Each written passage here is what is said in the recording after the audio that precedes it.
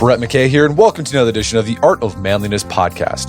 While we all wonder how we would fare if we had to survive for months in the wild like Brian does in the book Hatchet, the reality is that most survival situations only last a day or two. You get lost or injured in the woods and have to spend a night out that you hadn't planned on. And as my guest, Dave Canterbury, says, as long as you know some basic skills and pack the right gear, you can turn a potentially life and death situation into what's just a night of inconvenient camping. Dave is the author of numerous books on wilderness survival, including his latest, The Bushcraft Essentials Field Guide. Today on the show, Dave unpacks the 5 priorities of short-term survival and what you need to pack, know, and do to deal with the risk of venturing into the wild.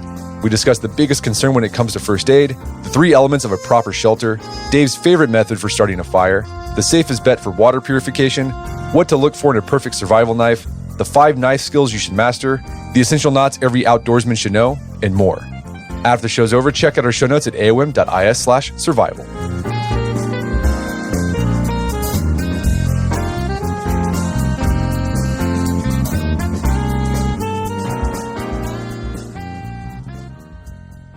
All right, Dave Canterbury, welcome to the show. Hey, buddy. Glad to be here. So you've been teaching bushcraft and survival skills for over 2 decades. I'm curious, how did you get interested in that? And when did you realize that you can make a career out of starting fires and building shelters in the wild?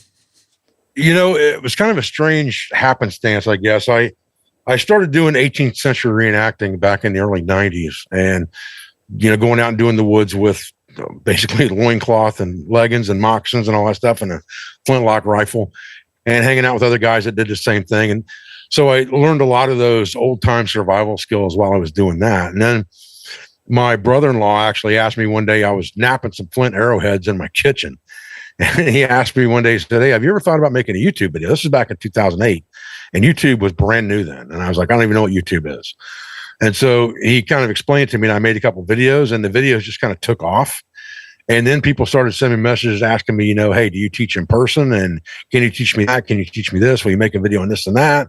And it just kind of exploded from there to where I started kind of doing, I opened like an online shop where I sold some of the gear and things that I was using in videos because people were asking where to get it. And I was like, well, if they can get it for me, then they'll buy it for me. So kind of being an entrepreneur, I did that.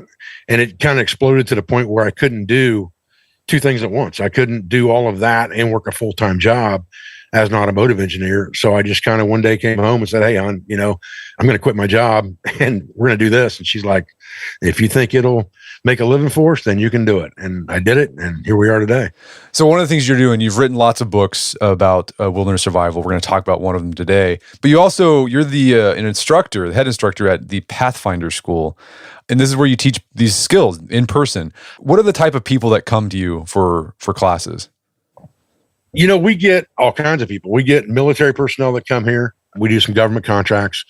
We've taught people like the Michigan DNR, guys from the UP Deep Winter Survival.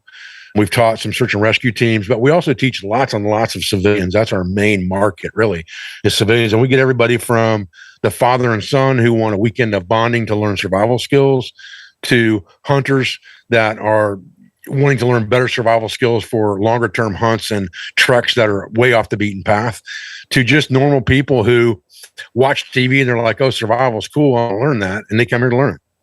Well, I'm curious. You teach these skills and they can help people actually survive in the wild. Like these are things you can actually use.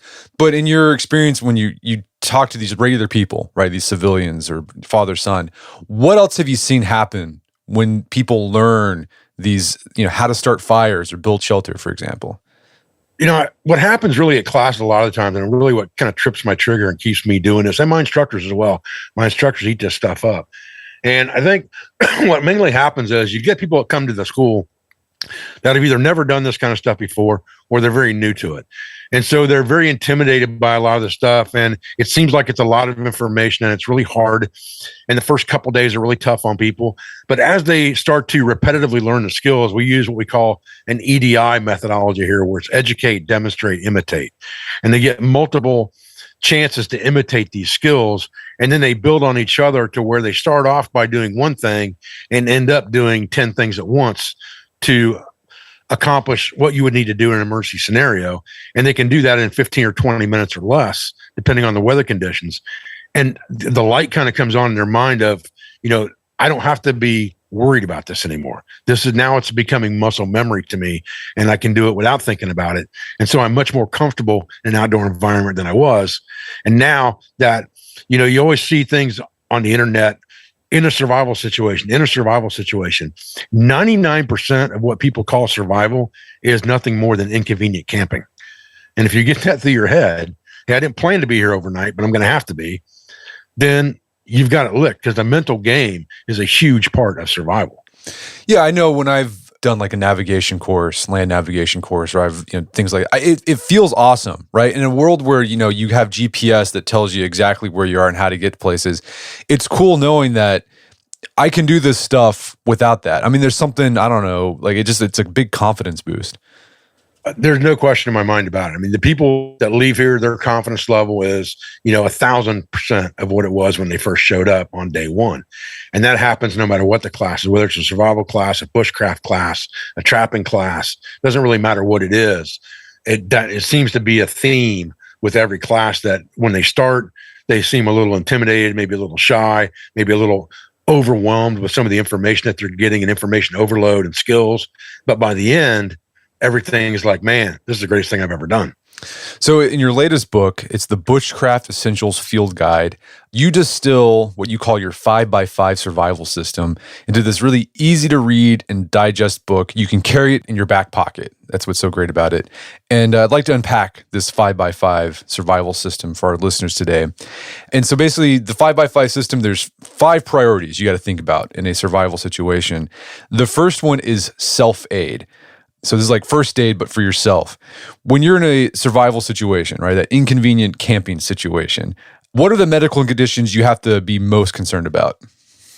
Well, obviously, bleeding is your biggest one, right? You've always heard, everybody talks about the rule of threes, 3 minutes without air, blah, blah, blah, right? Well, you can't go 3 minutes with an arterial bleed before you die.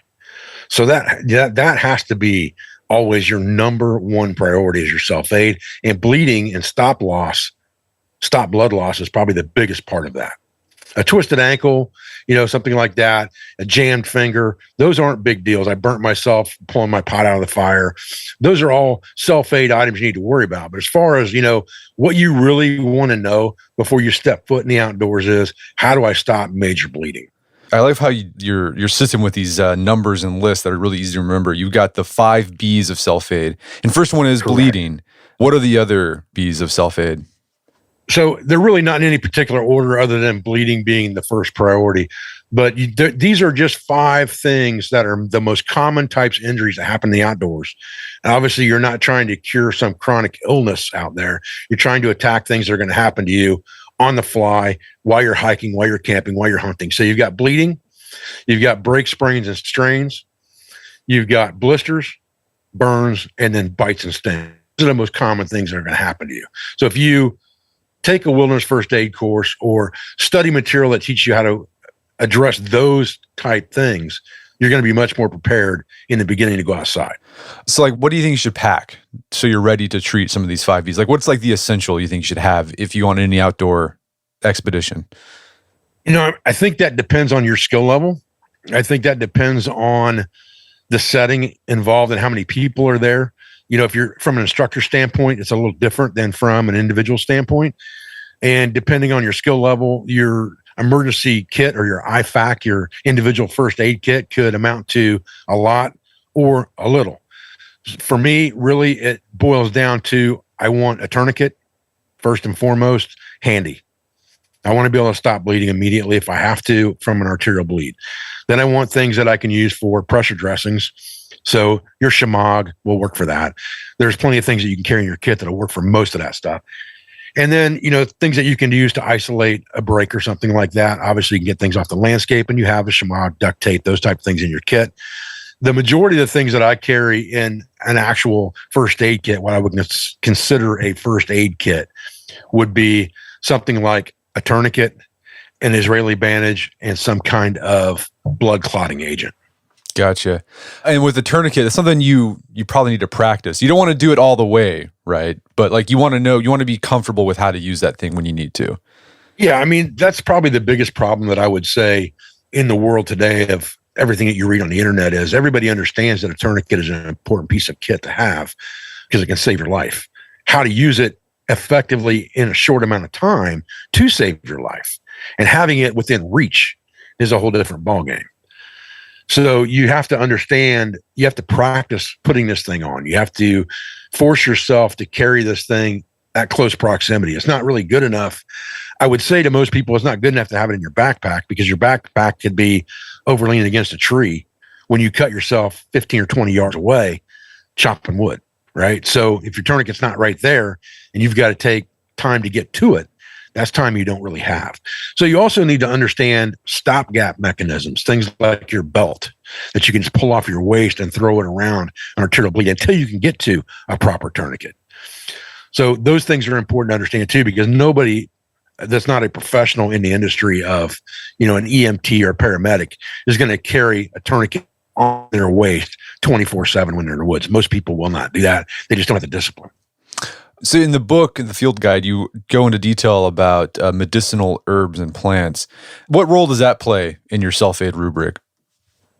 Again, I think a lot of that is going to depend on your personal skill level and your knowledge level of the landscape. And part of being a good woodsman is to understand what trees and plants can help you with things like stopping bleeding, with things like an upset stomach, with things like a possible food poisoning, with things like some type of a burn. And there's lots of things on the landscape that can help you with those type issues. But you have to know how to use them, how to harvest them, and how to prepare them. And that's, again, that's a more advanced intermediate level skill than a basic level skill. And this book really covers what we teach from the basic to the intermediate level. It doesn't cover what we teach in the advanced level courses. However, learning plants, trees, especially trees, and I harp on trees a lot because trees are a 4-season resource. Plants are not. So the chance of you finding the right plant at the right time of year at the right location when something happens to you is much less than the chance of being able to find a tree that will do similar or the same, whether it's harvesting the inner bark, the root, the leaves, all those types of things, and then preparing them. Well, what's an example of a tree that can be used for a medicinal purpose? I think most people, when they think trees, they think, well, that's just a source of firewood. They don't think... Yeah, for sure. I agree with that. Yeah, I mean, you have to remember that oak is, pine. Let's just start with pine. Pine's probably one of the most common trees of the eastern woodlands, and pine has some fantastic medicinal properties. A white pine, all pines are antiseptic and antibacterial in nature with the sap that runs through them. So not only is it a good accelerant for fire and things like that, it's also a great resource medicinally. You can use pine sap to actually pack a cavity or a cap that you lost in the woods from your mouth, to pack it to keep bacteria out of it until you get where you need to go. You can use it almost like a new skin over a large abrasion area. You can spread pine sap over that, and it will protect things from getting into that abrasion. It will also help to give it, some antibacterial properties and antiseptic properties as well. And you can use white pine bark for bandages. If you take a small sapling and cut it off, you can use it for a bandage. You can obviously use all types of inner barks and things like that for splints. The inner bark of certain trees does different things for you. White oak, which I talked about a minute ago, was the actual symbol for materia medica in Europe for, 500 years. Like we have the cross with the snake on it in the United States. The oak leaf was that symbol in Europe because the oak is such a powerful medicinal tree.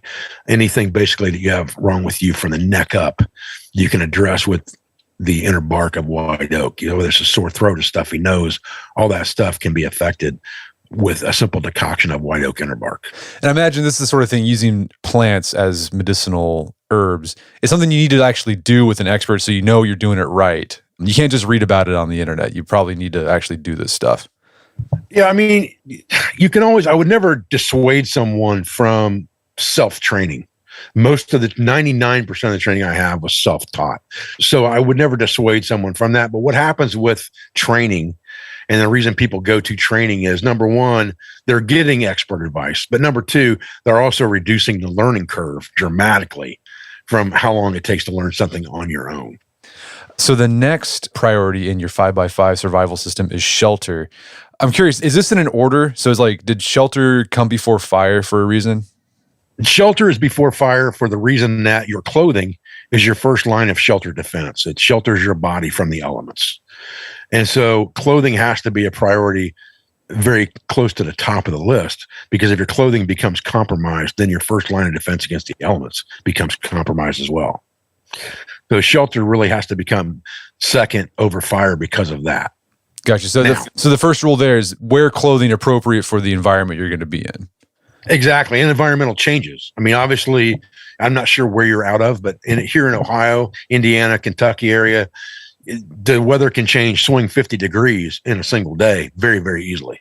And you can experience, 3 to 4 seasons in a day, depending on the time of year here as well. It could be 70 in the afternoon, and that night it could snow. It's just the way the weather runs here. So you have to be prepared, not only with the clothes that you're wearing, but with the clothes that you have packed in your backpack, to be sure that you are prepared for any elements that may come. All right, so beyond clothing, what are some like basic go-to shelters that people should know how to make? When it comes to shelter, more importantly, even than shelters to build, like what you're talking about, like tarp configurations, obviously, correct? Right, yeah. Okay.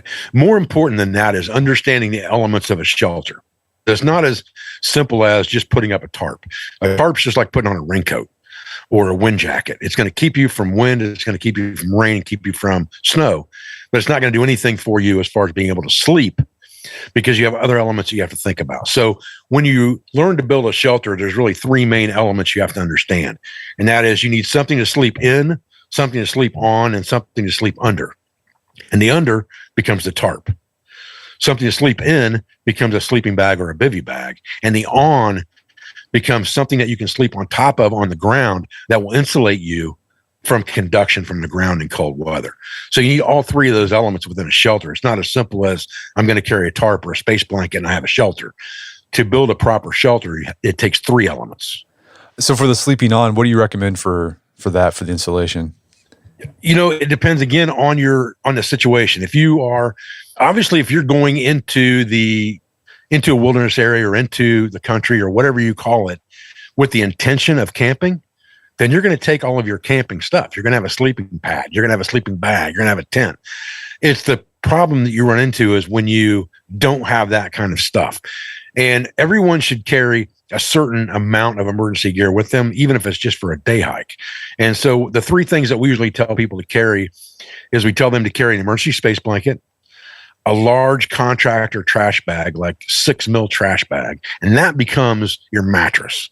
If all else fails, you can stuff that thing with debris and get that 4-inch offset of insulation from the ground. And then obviously you need something to sleep inside of. And that could be as simple as a small bivy, a stuffable sleeping bag that becomes very small, something that will protect you. We make a survival bivy that will actually take it down to about 40 degrees if you're wearing proper clothing that, is the size of a baseball. It's not the optimum thing, obviously, but for 1 or 2 nights, you could use it. And you can always stuff that with more insulation if you need to, and just slide into it like a squirrel's nest. On the space blanket, you pointed out, I thought this was interesting in the book, you want to get an actual good quality space blanket, not like those like cheapo ones that you can get at Walmart, right, that fold up into like a little square. Yeah, I mean, those origami blankets, I call them, you're never going to get that thing back to where it came from in that bag. Nobody's going to be able to do that. And they're very flimsy. They're not a trashy piece of gear. They're not something that's not worth having one of, especially because it's so small you can put it in your pocket. However, if you're building an emergency kit, that wouldn't be my first choice.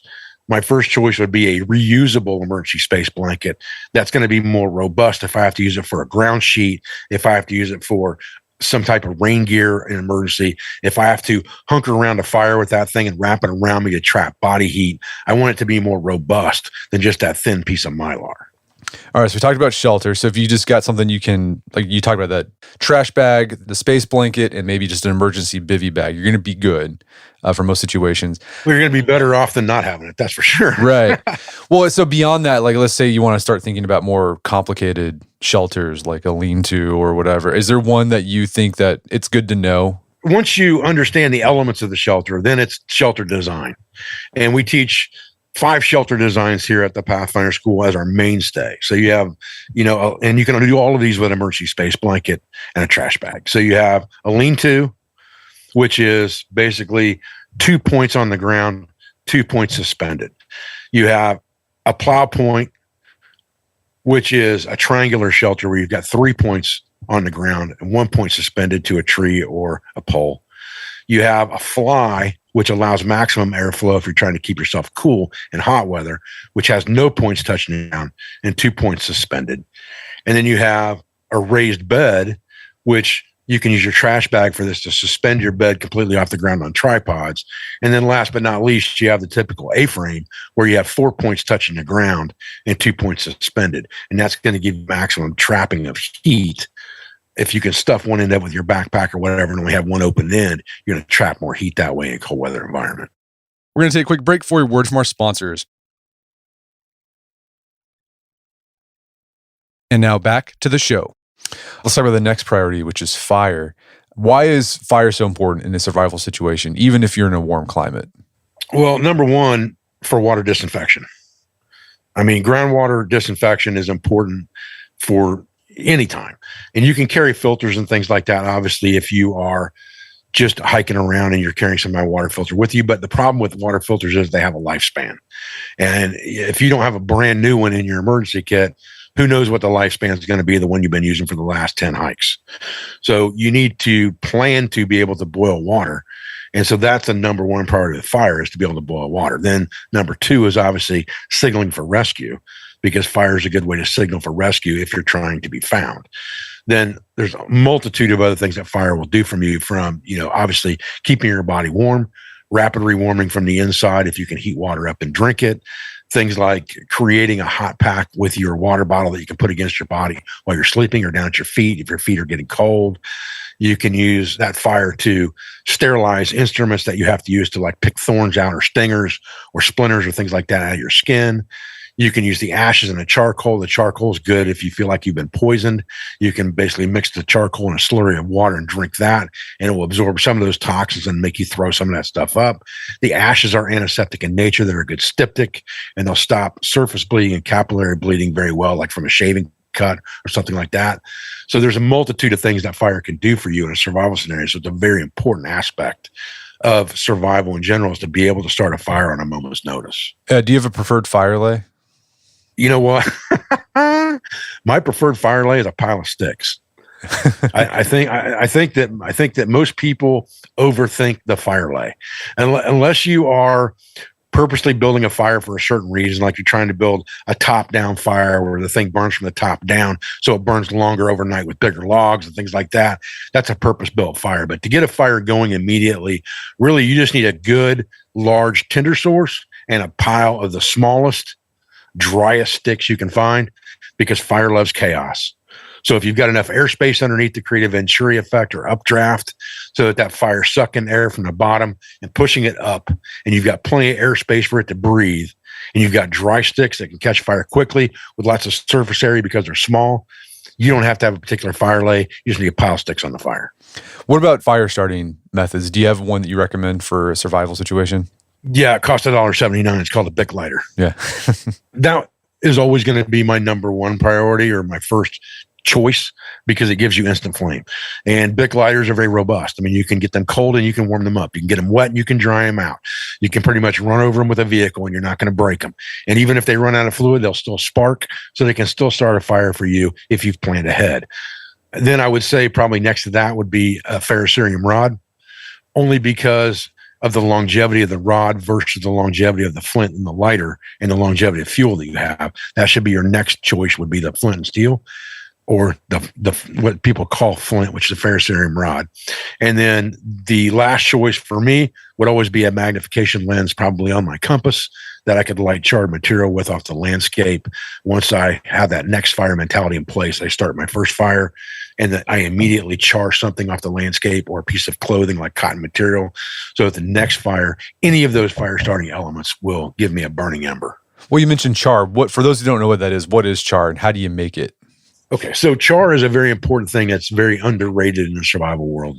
Char material is basically carbonated natural material. So whether it's a piece of cotton bandana, a piece of your blue jeans that are made out of cotton, or something off the landscape that will readily char, like punky wood, something that has lots of surface area where the wood's starting to rot away. Those things can be put into a sealed container, and your water bottle and cup will work for that without the lid on it. Cover them up, put them in the fire, and you're basically carbonizing that material and not allowing oxygen in. For fire to happen, you need fuel, heat, and oxygen. If you don't get any oxygen in, you're just creating a large lump of coal, just like they make charcoal now, like they made charcoal pencils in the past. And that material will readily take a low temperature spark and create a live ember. So whether it's a magnifying glass in the sun, a small strike off a ferrocerium rod, or even the spark from a spent Bic lighter will light that material and give you a live ember to put into a bird nest to give you the next fire. What's your take on things like the bow drills? Is that more just interesting to know as opposed to, like, that wouldn't be your first go-to? No, I mean, we teach the bow drill fire here. We teach hand drill. We teach pump drill. And all of those things have lessons built into them of how to handle material off the landscape and variability within a process. I don't really teach them as a survival technique per se, because I think if you've gotten yourself into a situation where you have to make a bow drill fire, you've done so many things wrong already. It just should never happen. And the chance of someone being able to build a fire like that off the landscape are very, very slim if they haven't done it hundreds of times.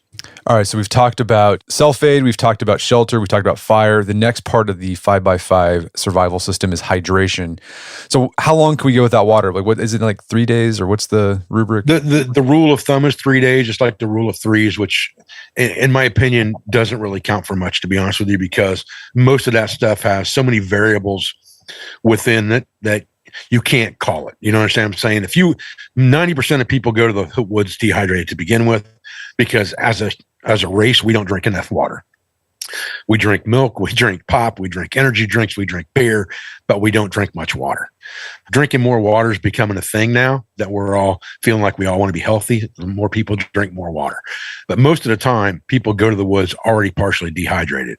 They'll add to that heat, stress, exercise, and the dehydration becomes that much faster. So that 3 days can be dramatically reduced depending on what you're doing, what your hydration level was to begin with. That can go down to, in a sunny, arid environment where you have no shade, that could go down to hours. What are the biggest issues when it comes to hydration in the wild? Truly speaking, I think the biggest issues are people just don't do it enough. I think people forget to hydrate. I know that happens here at the school. No matter how much you tell people to hydrate, they forget. And we almost invariably get someone who gets at least slightly dehydrated almost every class because they just haven't drank enough water. It's not because they don't have the availability. It's because they just don't do it. So I think that when you talk about in the wild, I think that you should plan to, at every time you cross some type of water source, you should plan to hydrate. Whether that plan becomes, I'm going to use a water filter, or I'm going to stop and I'm going to boil enough water to carry with me to the next water source, then you need to be collecting water at every opportunity and drinking water at every opportunity, because the best canteen you can carry is your belly. All right, so make sure we go out into the wild, have water on you, then along the way, look for water. And recommended for water purification, boiling water is probably your best bet. I mean, it's going to be your safest bet is to pre-filter that water through a bandana or something like that and then boil it. However, there's lots of water filters on the market that are 99.99999% effective, and there's nothing wrong with that. The problem is that they're unreliable sometimes unless they're brand new. And even then, if you don't filter the water prior to using the filter, those filters tend to get clogged up very badly, and then you have another problem. So even with a great water filter like the Grail, which is probably my favorite water filter, I tend to pre-filter my water if there's any turbidity in it whatsoever before I put it through the Grail. So the last thing in the 5x5 survival system is navigation and signaling.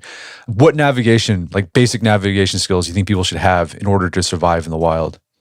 Well, I think everybody should learn to use a compass well enough to walk a straight line, to shoot a bearing, keep the needle in the doghouse, leapfrog their way from point A to point B so that they are walking a straight line, because the lateral drift is really the main reason for carrying a compass to begin with. If you don't have a map, then the only thing that compass really does for you is keep you in a straight line.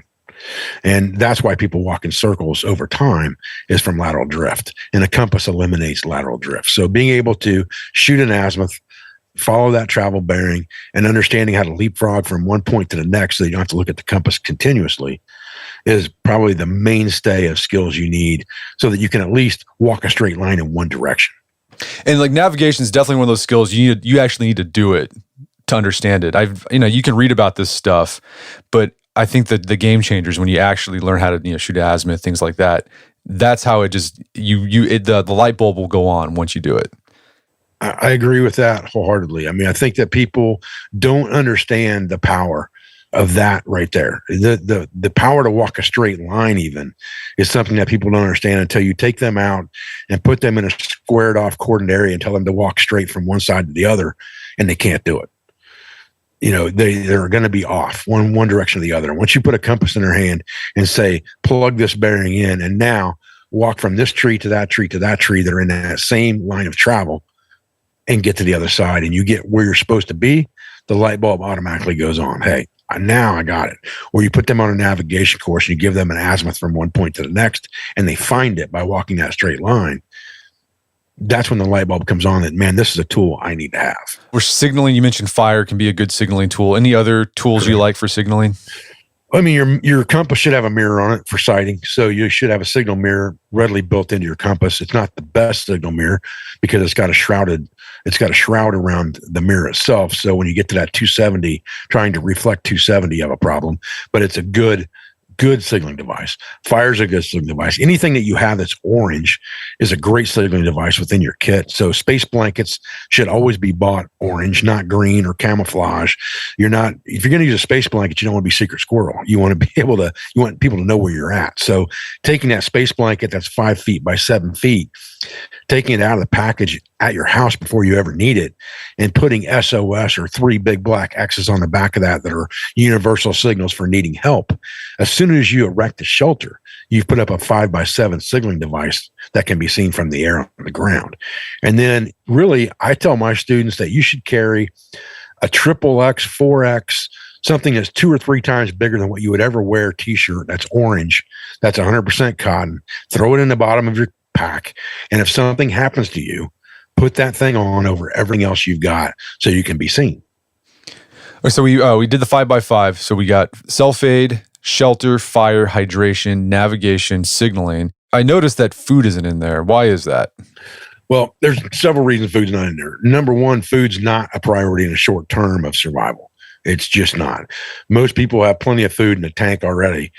Most of us are, I don't think there's very many people out there that are 5 or 10 pounds overweight nowadays.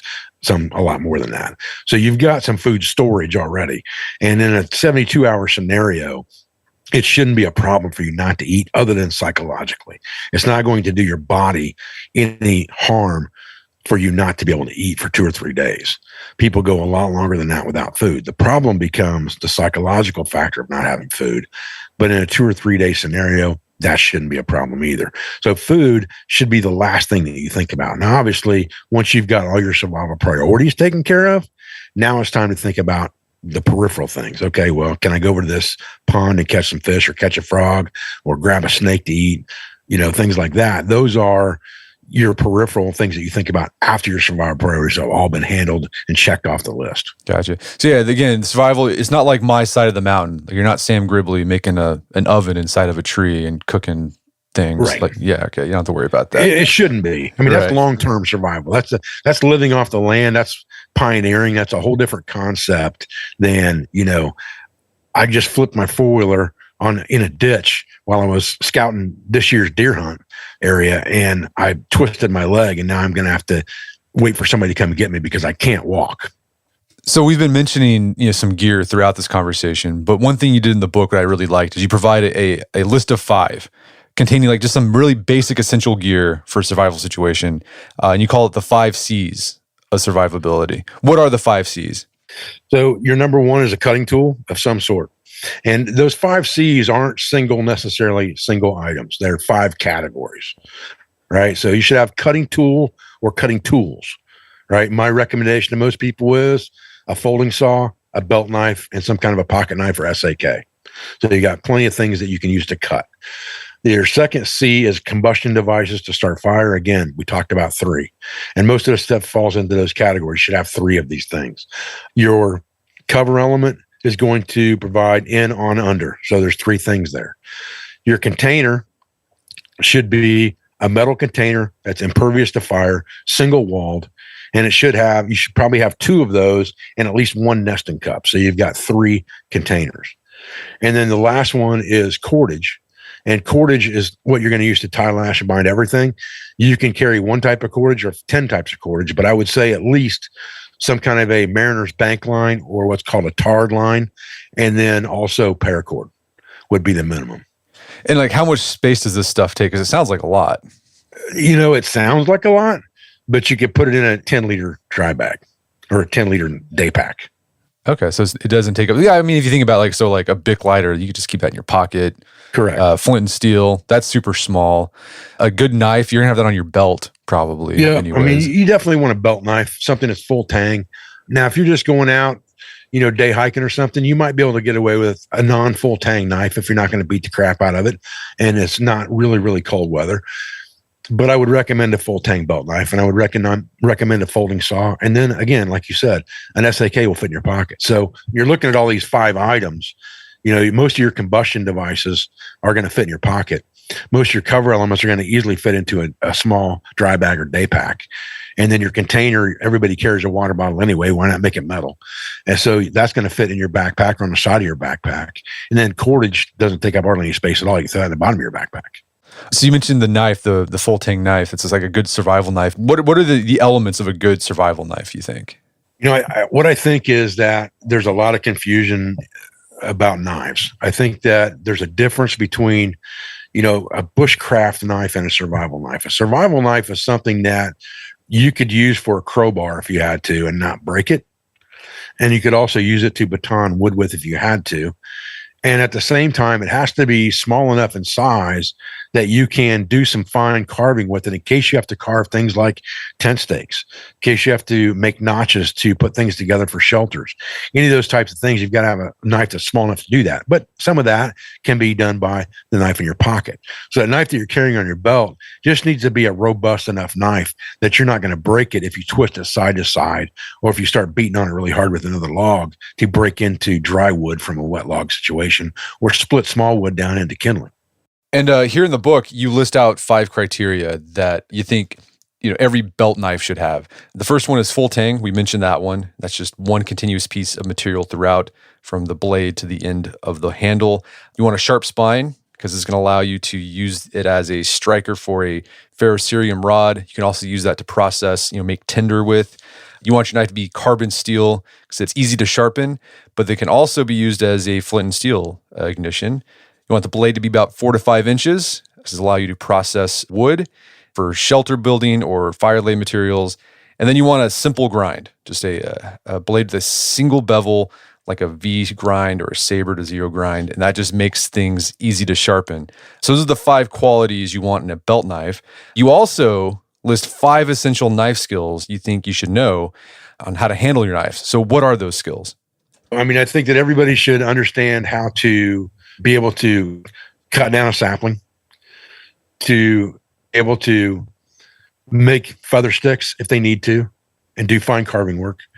I think you have to, with any knife, you should be able to strike a ferrocerium rod, and that comes down to the attributes of the knife because you should never use a blade for that. You should use the spine of that knife. You should understand how to use that knife as a flint and steel device in an emergency where you can just pick up a rock, bang it on that knife, and get a spark so that your next fire mentality can be utilized with charred material. And I think that everybody needs to be able to understand how to baton a knife. So you're asking for 5, and I gave you more than 5 there. But I think that the base of that is, can I cut down a tree? Can I make proper firewood materials? Can I do carving with this blade? Can I start fire with this blade in 2 different ways? Yeah, people would be surprised. You think I can cut down a tree with a knife, but you can't. You're not going to be felling a big giant sequoia or an oak. It's small, and you just kind of beaver it, right? Like you do like what a beaver do, kind of take chunks out of it until. Absolutely. Yeah.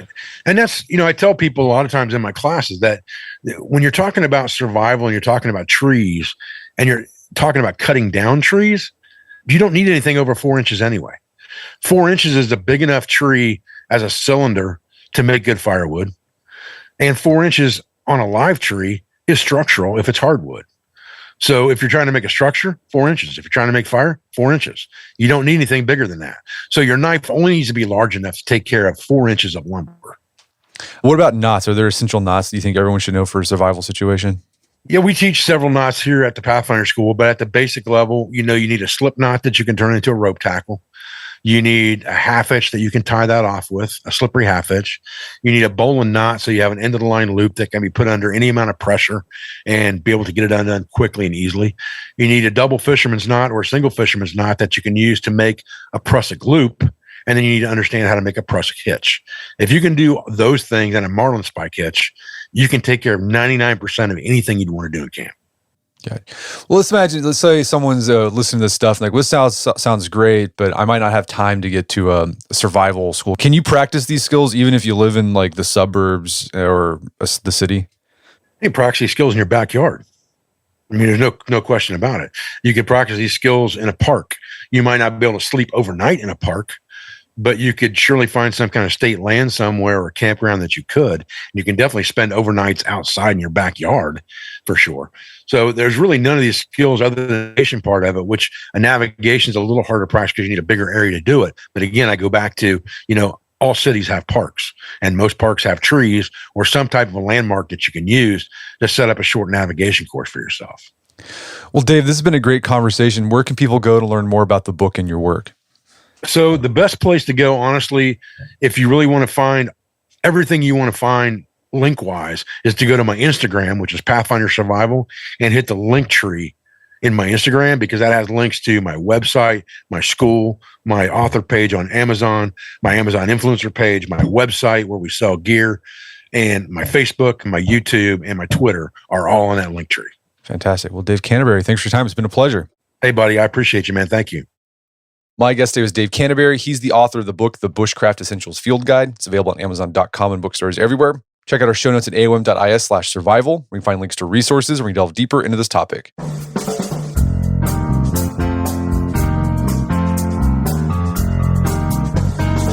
Well, that wraps up another edition of the AOM podcast. Make sure to check out our website at artofmanliness.com where you find our podcast archives, as well as thousands of articles written over the years about pretty much anything you'd think of. And if you'd like to enjoy ad-free episodes of the AOM podcast, you can do so on Stitcher Premium. Head over to StitcherPremium.com, sign up, use code Manliness at checkout for a free month trial. Once you're signed up, download the Stitcher app on Android iOS, and you can start enjoying ad-free episodes of the AOM podcast.